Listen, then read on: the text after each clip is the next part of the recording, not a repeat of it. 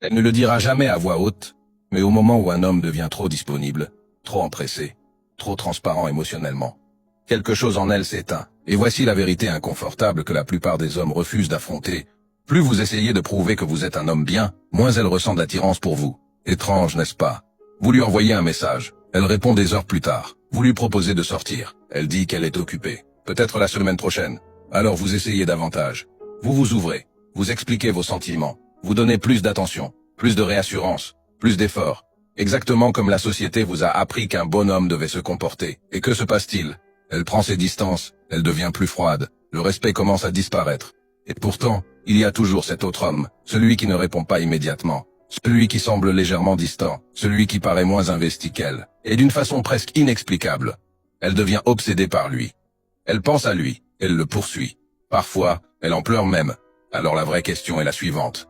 Pourquoi l'homme qui donne moins d'attention reçoit-il souvent plus de désir? La réponse est brutalement simple et profondément inconfortable. Vous violez l'une des lois les plus anciennes de la psychologie humaine. Vous donnez de l'or pour le prix de la poussière. Vous pensez montrer de l'amour. Mais ce que vous montrez réellement, c'est du désespoir. Vous signalez que votre temps est illimité, que votre attention est bon marché, que votre validation n'a aucune rareté. Il y a plus de 500 ans, Niccolò Machiavel a discrètement décrit un principe de pouvoir qui explique exactement pourquoi cette dynamique existe. Un principe si sombre et si efficace que la plupart des hommes le rejettent la première fois qu'ils l'entendent, jusqu'à ce qu'il soit trop tard.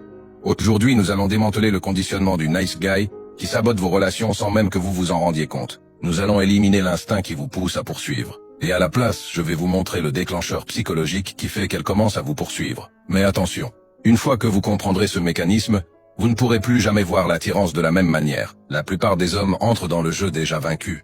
Parce qu'ils croient que l'attirance est quelque chose que l'on fait. Acheter des fleurs. Envoyer le message de bonjour. Être compréhensif. Être présent.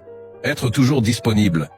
Ils traitent l'affection comme un distributeur automatique. Si je mets suffisamment de pièces de gentillesse dedans, alors l'amour et le sexe finiront par tomber. Soyez honnête avec vous-même un instant. Vous avez déjà fait ça, n'est-ce pas? Vous investissez du temps. Vous écoutez ses problèmes. Vous faites preuve de patience. Vous essayez d'être l'homme différent, celui qui comprend. Et pendant un court moment, cela donne presque l'impression que ça fonctionne. Elle sourit. Elle vous remercie. Elle vous dit que vous êtes gentil. Puis soudain, quelque chose change. Les réponses deviennent plus courtes. L'enthousiasme disparaît. L'énergie s'éteint. Et avant même que vous compreniez ce qui s'est passé, vous n'êtes plus l'homme qui l'enthousiasme. Vous avez été discrètement déplacé dans une autre catégorie. L'homme sûr, l'homme prévisible, l'homme qu'elle respecte, mais qu'elle ne désire pas. Et la partie la plus brutale dans tout ça, c'est qu'elle ne l'a même pas décidé consciemment. C'est son subconscient qui l'a fait. Voilà la partie que la plupart des hommes ne comprennent jamais. L'attirance n'est pas une récompense pour un bon comportement. Elle ne l'a jamais été. Il y a 500 ans, Niccolò Machiavel a écrit quelque chose que beaucoup d'hommes modernes considéreraient comme presque immoral. Le pouvoir n'est jamais donné. Il est pris. Et dans le domaine de l'attirance, le pouvoir a une signification très précise. C'est la capacité de partir. Pas menacer de partir, pas prétendre partir. Être réellement capable de s'en aller. Au moment où un homme perd cette capacité, la polarité s'effondre. Et soudain, il devient celui qui cherche l'approbation. Celui qui espère. Celui qui attend. Celui qui attend. Prenons un exemple simple. Imaginez deux hommes. Le premier lui envoie des messages constamment. Il répond en quelques secondes. Il est toujours disponible. Toujours prêt à la voir. Le second disparaît pendant des heures. Parfois toute une journée. Pas parce qu'il joue à des jeux, parce qu'il est réellement occupé à construire quelque chose. Travailler, s'entraîner, développer sa vie, lequel paraît plus précieux. Soyez honnête, vos instincts connaissent déjà la réponse. Mais votre conditionnement lutte contre cette vérité. Et parce que la société vous a appris à croire que la dévotion crée l'attirance. En réalité, la dévotion sans rareté crée l'ennui. Et c'est ici que la psychologie devient inconfortable. Le cerveau féminin possède un déclencheur très ancien. Il associe l'incertitude à la valeur. Réfléchissez-y. Quand quelque chose est prévisible, garanti, constamment disponible, le cerveau se détend. Mais quand quelque chose est incertain, quand l'accès n'est pas garanti, le cerveau devient alerte, curieux, investi. Et laissez-moi vous montrer à quel point ce principe est brutalement simple. L'air est la chose la plus essentielle à la survie. Vous ne pouvez pas vivre sans lui. Pourtant, personne ne se réveille excité à l'idée de respirer. Personne ne valorise l'air. Pourquoi? Parce qu'il est partout. Il est abondant. Maintenant, comparez cela aux diamants. Les diamants sont inutiles pour survivre. Ce ne sont littéralement que du carbone comprimé. Mais parce qu'ils sont rares, parce qu'ils sont difficiles à obtenir, les gens se ruinent pour eux. Les gens se battent pour eux. Les gens en deviennent obsédés. Maintenant, voici la question inconfortable. Dans vos interactions avec les femmes, êtes-vous l'air ou êtes-vous le diamant? Car beaucoup d'hommes, sans même s'en rendre compte, se transforment en air. Toujours disponible, toujours prêt, toujours à répondre en quelques secondes. Vous réorganisez votre emploi du temps pour elle, vous annulez des plans pour elle. Vous vous assurez qu'elle a toujours accès à vous. Et dans votre esprit, vous pensez que cela montre votre loyauté. Mais pour son cerveau primitif, cela envoie un signal très différent. Cela indique que votre temps est bon marché. Cela indique que votre attention est illimitée. Et le signal le plus dangereux de tous, cela suggère que vous n'avez peut-être pas d'autres options. Machiavel a écrit quelque chose de brutalement honnête sur la perception humaine. La foule vulgaire se laisse toujours séduire par les apparences. En d'autres termes, les gens jugent la valeur en fonction de ce qu'ils voient. Et à quoi ressemble un homme qui possède un véritable pouvoir? Il semble occupé, il semble concentré, il semble légèrement hors de portée. Pas parce qu'il fait semblant, parce que sa vie est réellement pleine. Un homme qui construit quelque chose de significatif ne reste pas assis à fixer son téléphone en attendant une réponse. Son attention est précieuse, son temps est rare, et la rareté est le fondement du désir. Maintenant, comprenez quelque chose de très important. Il ne s'agit pas de jouer à être difficile à obtenir. Faire semblant d'être difficile à atteindre est une stratégie enfantine. N'importe qui peut prétendre être indisponible. Ce dont nous parlons ici est beaucoup plus profond. Vous devez réellement être difficile à atteindre. Votre mission passe en premier. Votre évolution passe en premier. Votre monde ne tourne pas autour d'elle. Et c'est ici que la dynamique commence à changer. Imaginez qu'elle vous envoie un message. L'ancienne version de vous répond immédiatement. La nouvelle version de vous répond 3 heures plus tard. Pas parce que vous essayez de la manipuler, parce que vous étiez réellement en train de faire quelque chose qui compte. Vous entraîner, travailler, construire votre avenir.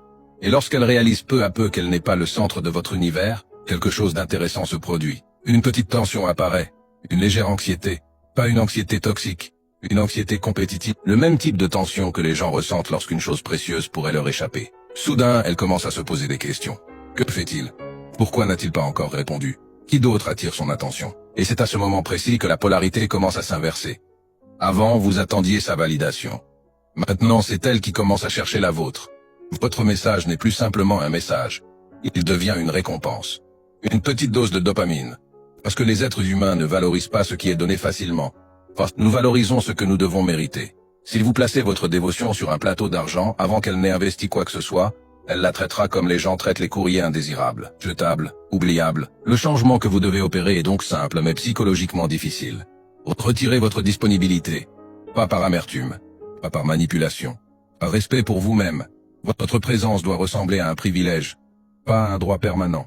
Dès quand vous êtes avec elle, soyez totalement présent. Regardez-la dans les yeux. Parlez lentement. Tenez-vous comme un homme qui connaît sa valeur. Mais quand vous partez, partez vraiment. Revenez à votre mission. Revenez à votre monde. Car la véritable magie se produit dans l'espace entre votre présence et votre absence. Ce silence, cette distance, ce mystère. C'est là que son esprit commence à combler les vides. Et quand une femme commence à se demander qui vous êtes vraiment, elle commence à penser à vous. Et quand elle commence à penser à vous, elle commence à investir en vous. Et au moment où elle commence à investir, la poursuite a déjà commencé. La plupart des hommes détruisent leur propre pouvoir d'attraction dans les 10 premières minutes d'une interaction, et ils ne réalisent même pas qu'ils sont en train de le faire. Ils parlent trop. Dès que le silence apparaît, ils paniquent. Vous avez déjà vu cette situation. Peut-être l'avez-vous même vécue. Vous êtes assis en face d'une femme pendant un rendez-vous. La conversation coule naturellement. Puis soudain, il y a une pause, 3 secondes de silence. Et pendant ces 3 secondes, quelque chose se serre dans votre poitrine. Votre cerveau commence à crier, dit quelque chose. Ne rend pas ça gênant. Alors vous commencez à parler. Vous parlez de votre travail, de votre enfance, de vos ambitions, de vos insécurités. Vous commencez à poser des morceaux de votre vie sur la table comme un vendeur qui aligne ses produits. Regardez comme je suis intéressant. Regardez comme je suis profond. Regardez toute la valeur que j'ai. Et pendant tout ce temps, vous pensez construire de l'attirance. En réalité, vous êtes en train de l'étouffer. Parce que dès que vous en révélez trop, vous détruisez l'ingrédient essentiel qui alimente la curiosité féminine. Le mystère. Machiavel avait compris quelque chose sur la nature humaine que la plupart des hommes ne saisissent jamais. Les gens voient rarement ce que vous êtes réellement. Ils voient ce que vous semblez être. Et lorsque vous vous expliquez trop, lorsque vous révélez chaque détail trop tôt, vous brisez l'illusion, vous devenez prévisible. Une énigme déjà résolue. Et les énigmes résolues retournent dans la boîte. Voici une vérité inconfortable que beaucoup d'hommes refusent d'admettre. Les femmes ne tombent pas amoureuses de l'homme qui se tient devant elles. Elles tombent amoureuses de l'idée qu'elles se font de cet homme. Leur imagination comble les vides. Leur esprit construit l'histoire. Mais quand vous parlez trop, vous supprimez tous les espaces où cette imagination pourrait s'exprimer. Il ne reste plus rien pour elle. Maintenant, imaginez la situation inverse. Vous êtes assis en face d'elle. Elle vous pose une question. Vous marquez une pause, pas nerveusement, pas maladroitement, calmement. Vous la regardez un instant, comme si vous réfléchissiez réellement à votre réponse. 2 secondes, 3 secondes. Puis vous répondez lentement, brièvement. Pas un discours, juste ce qu'il faut. Et quelque chose d'intéressant commence à se produire dans son esprit. Elle se penche mentalement vers vous. Elle essaye de vous comprendre. Elle essaye de vous lire. Et cette légère tension, cette petite couche d'incertitude, c'est là que la curiosité naît. Le silence n'est pas votre ennemi. Le silence est votre arme. La plupart des hommes ne supportent pas le silence parce que le silence révèle l'insécurité, mais un homme qui est à l'aise dans le silence communique quelque chose de puissant sans dire un seul mot. Il ne cherche pas l'approbation, il ne joue pas un rôle, il est simplement présent. Pensez à l'un des archétypes les plus anciens qui attirent les femmes. L'étranger mystérieux, l'homme silencieux au bord de la pièce. Celui qui parle le moins, mais qui semble contrôler l'atmosphère. Pourquoi cet archétype est-il si attirant? Parce que personne ne connaît toute son histoire, personne ne connaît ses faiblesses. Personne ne sait de quoi il est capable. Il est un point d'interrogation. Et l'esprit humain est fasciné par les points d'interrogation. Vous devez donc apprendre à en devenir un. Quand vous lui envoyez un message, restez bref. Pas froid. Juste concis. Quand vous êtes au téléphone, ne prolongez pas la conversation indéfiniment comme si vous aviez peur qu'elle disparaisse. Soyez celui qui termine l'appel en premier. Je te dois y aller. On se reparle plus tard. Et soudain, quelque chose reste inachevé. Cette sensation d'inachevé est puissante. En psychologie, il existe un phénomène appelé l'effet Zeigarnik. L'esprit revient constamment aux expériences incomplètes, les conversations inachevées, les questions sans réponse, les boucles ouvertes. Lorsqu'une boucle reste ouverte, le cerveau cherche constamment à la refermer. Maintenant pensez à cela dans le contexte de l'attirance. Si vous lui dites tout sur vous, la boucle est fermée, le mystère disparaît, la curiosité disparaît. Mais quand certaines parties de vous restent indéfinies, son esprit se met à travailler. Elle relit vos messages, elle se demande ce que vous vouliez dire. Elle demande l'avis de ses amis. Elle regarde vos réseaux sociaux. Elle essaye de vous décoder. Elle essaye de vous comprendre. Et sans même s'en rendre compte, elle investit de l'énergie mentale en vous. C'est là que la véritable poursuite commence. Pas dans le monde physique. Dans son esprit. Si vous pouvez occuper les pensées d'une femme, vous avez déjà pris le contrôle de la dynamique. Mais cela ne fonctionne que si vous ne cherchez pas la validation. Et c'est là que la plupart des hommes échouent. Parce que dès qu'ils ressentent une tension, ils se précipitent pour la soulager. Ils en disent trop. Ils rassurent. Ils se justifient. Ils essaient de rendre tout confortable. Mais l'attirance ne grandit pas dans le confort. Elle grandit dans la tension. Maintenant parlons de quelque chose d'encore plus inconfortable. Le respect. Une femme ne peut pas respecter un homme qu'elle peut contrôler émotionnellement. C'est brutal. Mais c'est réel. Si elle peut vous rendre jaloux avec un simple commentaire, elle vous possède. Si elle peut vous mettre en colère avec une petite pique, elle vous possède. Si elle peut vous rendre anxieux simplement en retardant une réponse, elle vous possède. Les femmes effectuent constamment de petits tests inconscients.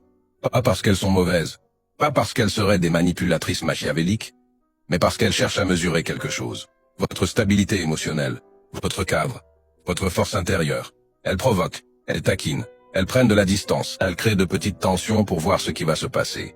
Et la vraie question derrière tout cela est simple. Êtes-vous une montagne ou une feuille emportée par le vent? Imaginez qu'elle annule un rendez-vous à la dernière minute. La plupart des hommes échouent immédiatement à ce moment-là. Ils envoient un message passif-agressif. D'accord, je suppose que tu es occupé. Ou pire encore. Ils commencent à expliquer qu'ils avaient libéré leur emploi du temps pour elle. Ce qu'ils viennent de révéler est dévastateur. Leur état émotionnel dépend de son comportement. Ils réagissent. Et les hommes qui réagissent perdent immédiatement leur pouvoir. Maintenant imaginez une réponse différente. Elle annule. Vous répondez calmement. Aucun problème. Dis-moi quand tu seras disponible. Puis vous continuez votre vie. Vous allez vous entraîner.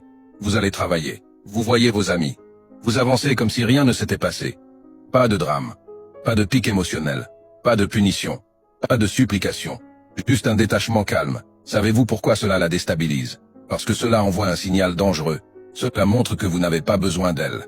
Votre bonheur ne dépend pas de son approbation. Votre monde émotionnel vient de vous-même. Et cela implique quelque chose que son subconscient enregistre immédiatement. Vous avez peut-être d'autres options. Vous avez peut-être une vie plus grande qu'elle. Et soudain, elle recommence à vous prêter attention. Machiavel avait déjà averti de cette dynamique il y a des siècles. Celui qui donne à un autre le pouvoir de le rendre puissant, se détruit lui-même. Lorsque vous permettez à une femme de dicter votre état émotionnel, vous lui remettez le contrôle. Et une fois qu'elle possède ce contrôle, l'attirance commence lentement à disparaître. Pour inverser la poursuite, vous devez développer une souveraineté émotionnelle. La capacité de rester imperturbable, pas froid, pas robotique, simplement ancré, stable, inébranlable. Elle vous taquine. Vous souriez. Elle retire son attention. Vous restez calme. Elle tente de provoquer une réaction. Vous ne mordez pas à l'hameçon. Et cela crée un effet psychologique étrange.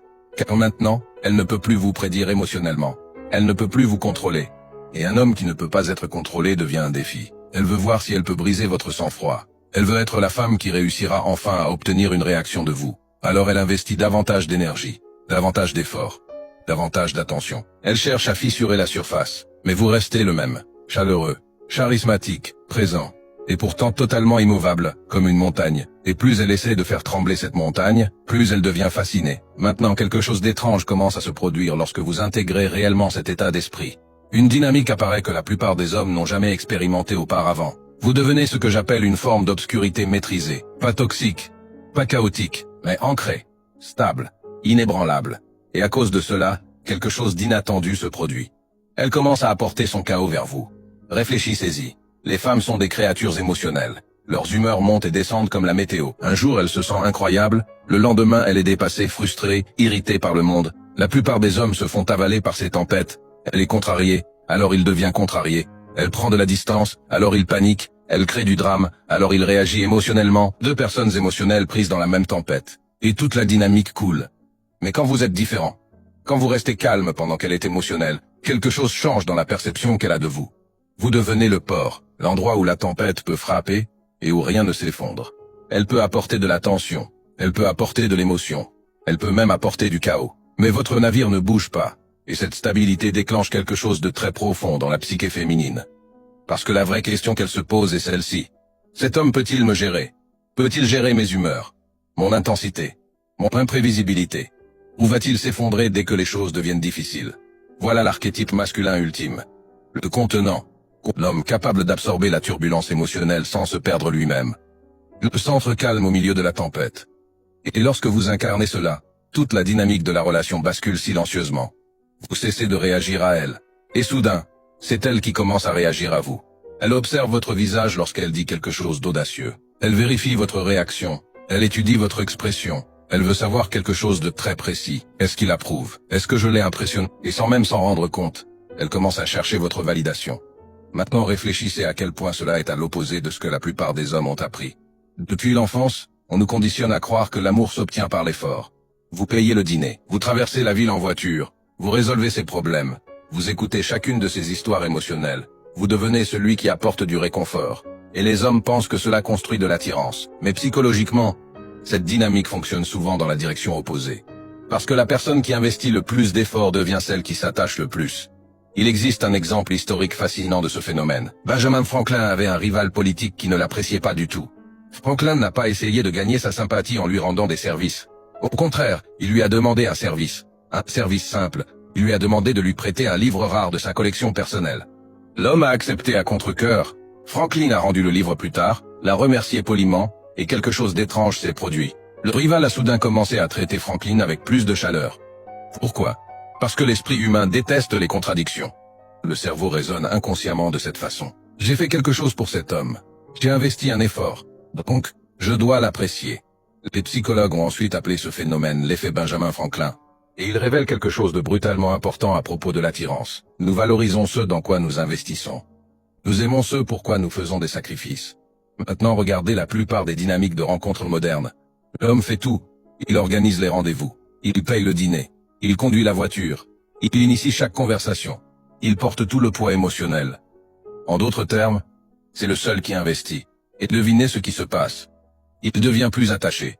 Tandis qu'elle reste émotionnellement neutre. Parce qu'elle n'a presque rien investi. Donc si vous voulez qu'une femme vous poursuive, vous devez inverser le flux de l'investissement. Vous devez lui permettre de contribuer. Laissez-la faire des choses pour vous. Pas de grands gestes. Des petites choses, subtiles. Prends-moi un café quand tu arrives. Tiens ça une seconde. Aide-moi à choisir entre ces deux chemises. Ce sont de petits investissements. Mais psychologiquement, ils comptent. Parce qu'à chaque fois qu'elle fait quelque chose pour vous, son esprit rationalise silencieusement ce comportement. Je fais des efforts pour cet homme.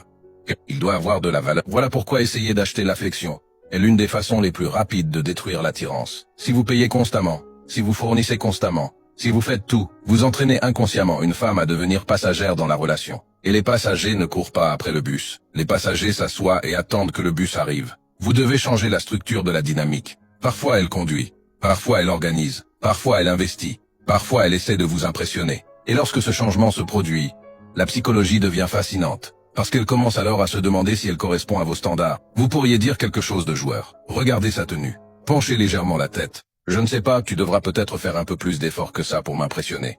Dites-le avec un sourire en coin. Dites-le légèrement, mais pensez-le vraiment. Parce que les standards sont magnétiques, la plupart des hommes n'en ont aucun. Mais si elle respire et montre un minimum d'attention, ils sont déjà conquis. Ils acceptent tout. Ils tolèrent tout.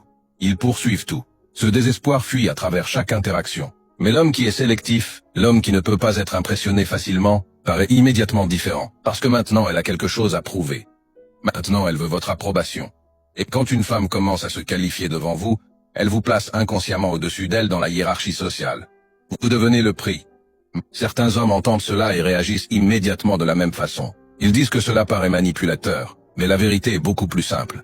C'est la loi de la valeur. Si votre approbation est facile à obtenir, elle n'a aucune valeur. Si elle demande un effort, elle devient puissante. Réfléchissez-y. Les compliments venant d'inconnus font plaisir pendant 2 secondes. Mais lorsque le respect vient de quelqu'un de sélectif, quelqu'un de difficile à impressionner, l'effet est différent. Parce que cela signifie quelque chose. Et c'est précisément pour cette raison que le gentil garçon finit presque toujours en dernière position. Non pas parce que la gentillesse est mauvaise, mais parce que la prévisibilité tue le désir. Le gentil garçon est sûr. Il est d'accord avec tout. Il rassure constamment. Il ne crée jamais de tension. Il ne provoque jamais. Et biologiquement, la sécurité ne déclenche pas l'attirance. La sécurité déclenche le confort, la pitié, la fameuse zone d'amitié. Ce qui attire les femmes est plus complexe. Un homme qui pourrait être dangereux, mais qui choisit de se contrôler. Un homme qui a du tranchant, de la force, de la retenue. Un homme capable de partir, mais qui décide de rester.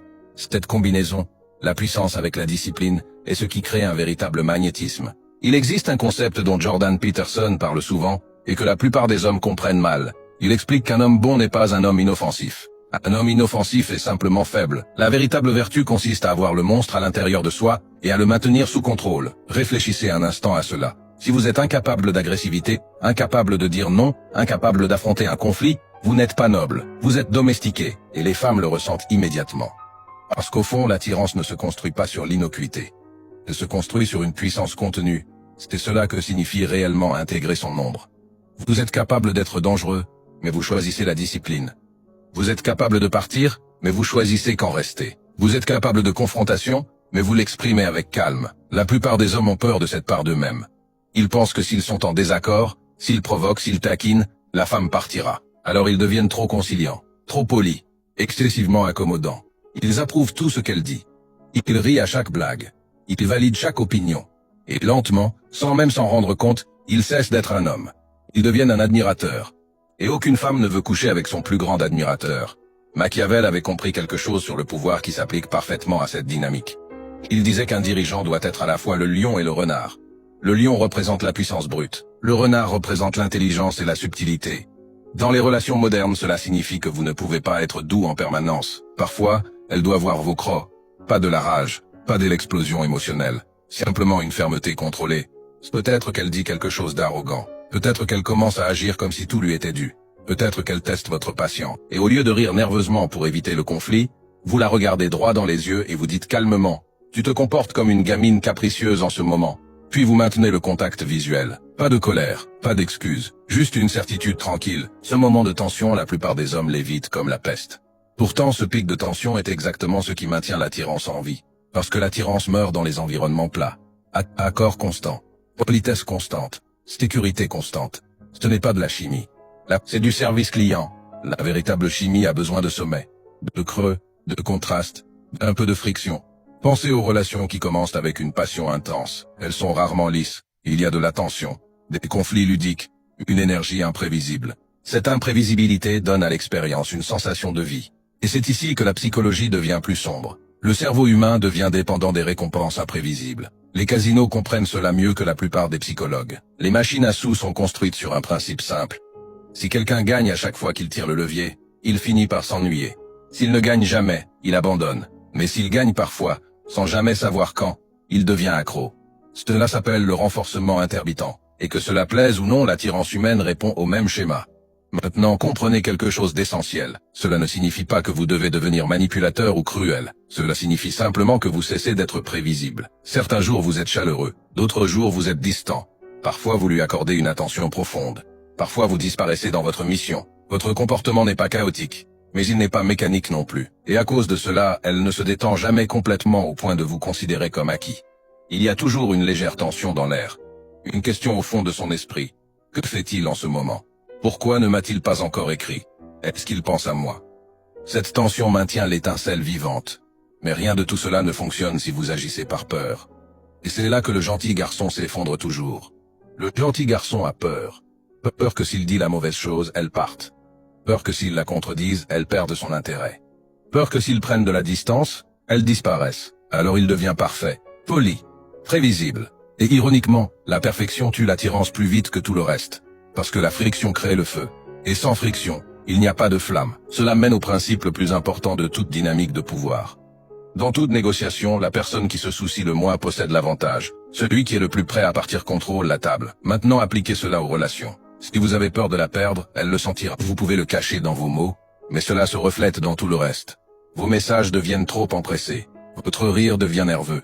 Votre attention devient constante, et le désespoir a une odeur. Elle est subtile, mais les femmes la détectent immédiatement. La seule vraie solution est l'acceptation. Vous devez accepter qu'elle puisse partir, pas de manière cynique, d'une manière ancrée. Parce que votre vie ne peut pas être construite autour de la présence d'une femme. Votre vie doit déjà être pleine, votre objectif, votre travail, la salle de sport. C'est vos frères, votre mission, votre direction. Une femme doit être un ajout à cette vie, pas sa fondation. Parce que si elle part, oui, cela fera mal. Mais cela ne vous détruira pas. Votre chemin existera toujours, votre discipline existera toujours, votre empire existera toujours. Et cette indépendance émotionnelle change tout. Machiavel disait qu'il vaut mieux être craint qu'aimé si on ne peut pas être les deux. Dans les relations, cette idée de crainte a une signification très précise. Cela signifie qu'elle doit sentir que vous perdre est une possibilité réelle. Pas une menace dramatique. Pas un chantage émotionnel. Juste une compréhension silencieuse. Vous avez des standards. Vous avez des limites. Et si ces limites sont franchies, vous disparaissez. Pas de cris. Pas de disputes. Pas de supplications. Vous retirez simplement votre présence. C'est là que la plupart des hommes échouent. Ils menacent de partir. Ils parlent de leurs limites. Mais quand le moment arrive, ils restent. Parce qu'ils veulent du sexe. Ils veulent de la validation. Ils veulent de la compagnie. Alors ils tolèrent le manque de respect. Et chaque fois qu'ils le tolèrent, ils lui apprennent quelque chose. Votre parole ne signifie rien. Vos limites sont flexibles. Vos standards sont négociables. Et l'attirance meurt lentement. Mais l'homme qui est réellement prêt à partir, cet homme est rare. Et la rareté crée la valeur. Lorsqu'elle sent que vous pourriez partir à tout moment, elle commence à faire des efforts pour vous garder. Elle poursuit votre attention. Elle essaie de sécuriser votre engagement. Parce que maintenant vous représentez quelque chose de rare. Et c'est le changement d'état d'esprit que la plupart des hommes n'atteignent jamais. Vous ne passez pas une audition pour elle. C'est elle qui passe une audition pour vous. Vous êtes celui qui choisit. Vous êtes le prix. Et lorsque cette conviction devient réelle en vous, votre comportement change automatiquement. Votre langage corporel se détend. Votre voix ralentit. Vous vous penchez en arrière au lieu de vous pencher en avant. Vous arrêtez de performer. Vous arrêtez d'essayer trop fort. Et voici le paradoxe que la plupart des hommes découvrent un jour. Le moment où vous cessez de poursuivre une femme est souvent le moment où elle commence à vous poursuivre. Non pas parce que vous l'avez manipulée, mais parce que vous avez enfin cessé de vous abandonner vous-même. Il ne s'agit pas de détester les femmes. Il ne s'agit pas de devenir cruel. Il s'agit de comprendre les couches plus sombres de la psychologie humaine, afin de cesser de saboter votre propre valeur. La rareté, le silence, le contrôle émotionnel, le mystère, l'imprévisibilité, les standards, la capacité de partir. Lorsque ces éléments se réunissent, vous cessez de participer à la course désespérée pour l'attention. Vous devenez la destination. Elle vous poursuit parce que vous représentez quelque chose qu'elle rencontre rarement. Un homme qui se contrôle lui-même. Un homme avec une direction. Un homme qui ne peut pas être facilement remplacé. Mais voici la vérité finale que peu de gens disent à voix haute. Vous ne pouvez pas simuler cela. Vous ne pouvez pas prétendre être un roi tout en vous sentant intérieurement comme un mendiant. Le travail doit être réel. Vous devez construire la discipline. Vous devez construire la vie. Vous devez devenir à l'aise dans le silence. À l'aise seul. À l'aise sans validation constante. Machiavel n'écrivait pas seulement sur la manière de conquérir le pouvoir. Il écrivait aussi sur la manière de le conserver. Et c'est là le véritable défi. Obtenir son attention est facile. Devenir l'homme qui ne se perd jamais lui-même, voilà la vraie guerre. Et cette guerre ne se termine jamais. Parce que la vérité est la suivante. Elle ne veut pas réellement vous capturer complètement. Ce qu'elle veut, c'est la poursuite, le sentiment que vous avancez toujours, que vous grandissez toujours, que vous évoluez toujours, toujours légèrement hors de portée. Alors continuez à avancer, continuez à construire, continuez à grimper. Devenez l'homme qu'elle ne pourra jamais posséder totalement. L'homme qu'elle ne pourra jamais prédire complètement. L'homme qu'elle ne pourra pas remplacer, parce que la poursuite ne commence pas lorsque vous courez après elle. Elle commence au moment où vous lui tournez le dos et commencez à courir vers votre destinée. Si elle peut suivre votre rythme, elle restera. Si elle ne le peut pas, quelqu'un d'autre essaiera. Et c'est à ce moment-là que le jeu change vraiment. Maintenant dites-moi quelque chose.